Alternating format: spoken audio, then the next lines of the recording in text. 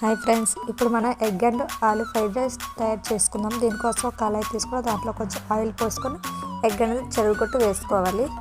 చూడండి, 2 minutes ఆగిన తర్వాత దాన్ని రిటర్న్ తిప్పుకొని ముక్కలుగా కట్ చేసుకోవాలి. చూడండి, మరి చిన్నగా కాకుండా కొంచెం పెద్ద ముక్కలుగా ఇలా కట్ చేసుకొని పెట్టుకోండి. అదే ఆయిల్లోనే చిన్నగా కట్ చేసుకున్న ఆలూని వేసుకొని వేగించుకోవాలి. కొంచెం సాల్ట్ వేసుకొని కొంచెం కరివేపాకు వేసుకొని బాగా కలుపుకోవాలి. కొంచెం పసుపు యాడ్ చేసుకొని తర్వాత కొంచెం తగినంత కారం వేసుకొని బాగా మిక్స్ చేసుకోవాలి.